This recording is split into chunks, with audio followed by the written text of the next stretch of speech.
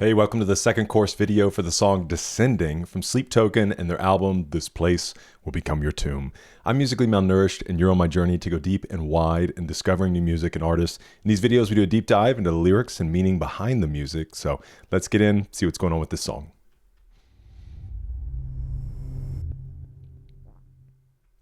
All right.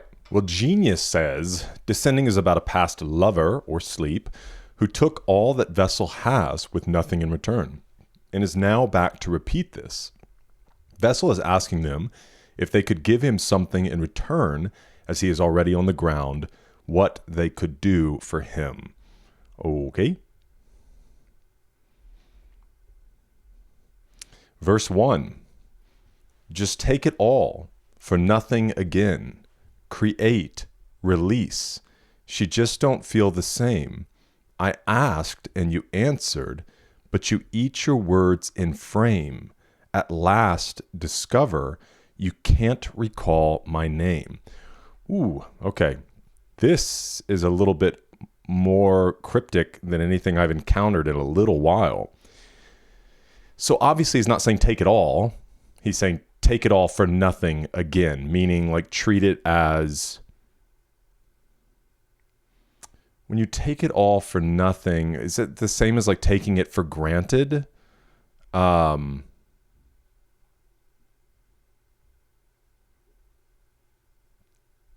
don't know. That's how I read into it, because obviously you could have take it all for nothing, like take it all at no cost, but it does feel like almost like treat it as meaningless, treat it as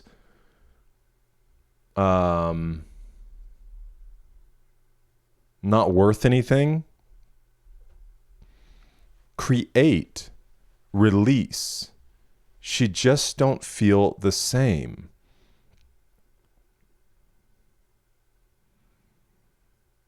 I don't know, man. Create, release. It sounds almost like a like begin a work and then let it go. You know, like create something, release something. She just don't feel the same. I asked and you answered, but you eat your words in frame. At last discover you can't recall my name, which does feel like the end of like this sense that you treated it as nothing, right? Like you can't even recall my name.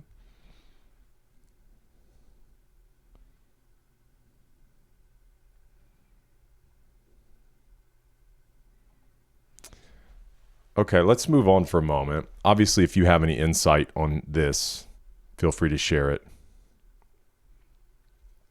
Until I let you fall away, I've been left no choice. Don't you see that?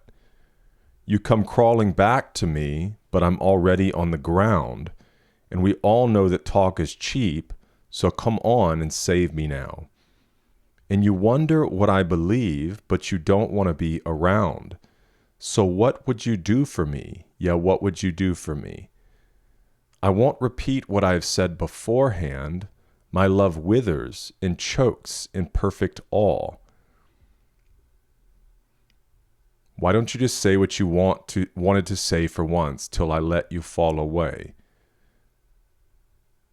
Okay, so obviously you've got these repeated lines and then these ones in between. Till I let you fall away, I've been left no choice. Don't you see that? You come crawling back to me. I'm already on the ground. So the repeated chorus. And then a little bit added to the outro. You come crawling back to me, but I'm already on the ground, and we all know that talk is cheap, so come on and save me now.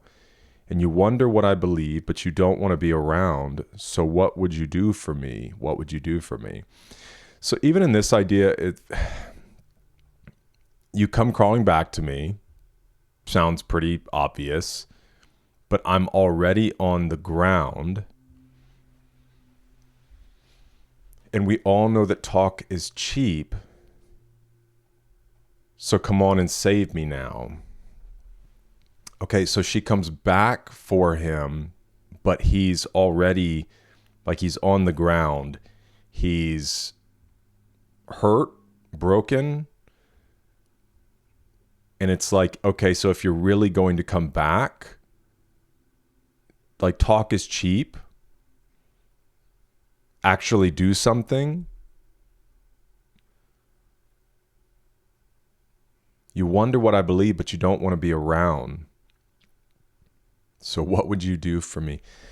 I don't know, guys. This one is pretty tough. And I know some of you will have differing opinions as far as the, like, a lore side of it. Let me take a moment and see.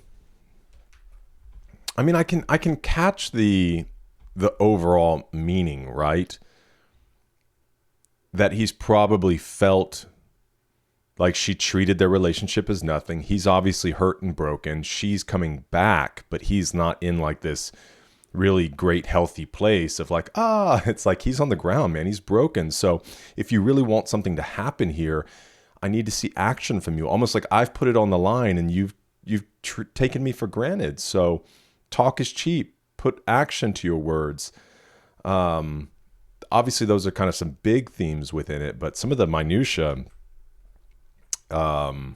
is tough. Let's see. Descending.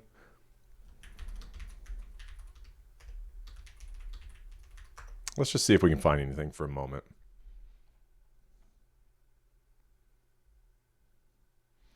Okay, and I'm not always a fan of these, but let's just explore. Descending by sleep token, the AI overview is what I mean, refers to the protagonist's vessels deepening devotion and struggle within their toxic devotion relationship with the deity sleep, or say it's with a person, symbolizing a journey downward into submission, vulnerability, and dependency, where vessel repeatedly begs for salvation and acceptance, questioning what sacrifices are needed for sleep's favor, despite already being broken by their bond.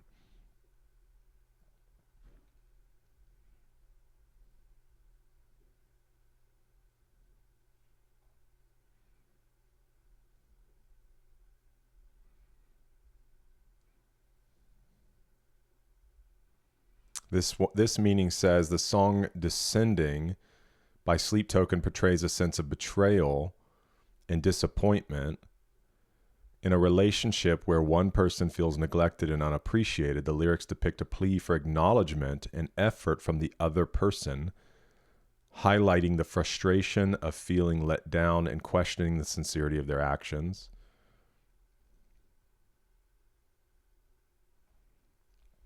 Heartbreak and disappointment. My love withers and chokes in perfect awe. You just don't feel the same, but I've been left no choice. Desire for communication. You wonder what I believe. Why don't you just say what you wanted to say for once? Betrayal and regret. You come crawling back to me, and we all know that talk is cheap. This is a cool website. I've never seen this before. I might need to look into this a little bit more. And we can hop over and see.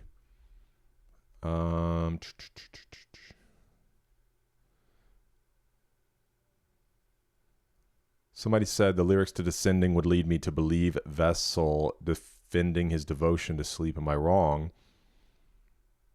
This person said, I don't really care to interpret the songs as a lore or whatever, but I still think you've got the main idea backwards. Yeah. Descending's lyrics in terms of a relationship are pretty clearly about a toxic cycle where one partner keeps going back to the other, despite both knowing the relationship is doomed. Yeah, but also it feeling one-sided as well.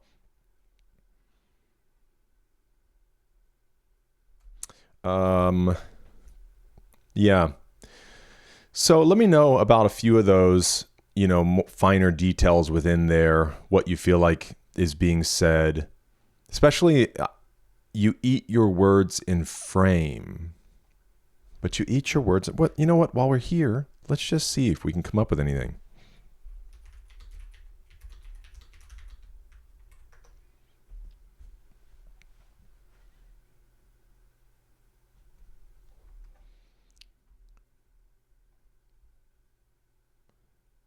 Here is what "but you eat your words in frame" could mean. Eating your words is an idiom for being forced to admit that something you previously said was wrong. The "in frame" aspect suggests this admission is happening publicly, directly, or within a constrained, inescapable setting, like a picture frame or a focused spotlight.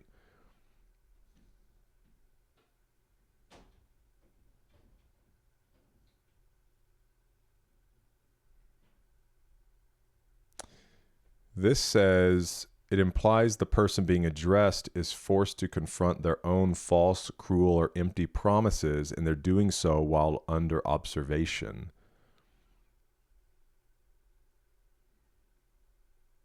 Suggests a power dynamic where the speaker vessel is being dismissed, the other party is backtracking on a previous commitment or connection, resulting in a cold, unrecognizable disconnection. I wonder if this is a common phrase for some.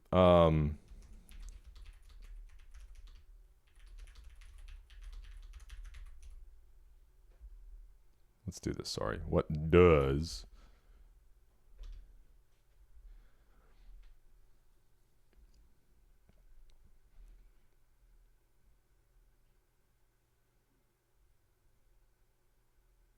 so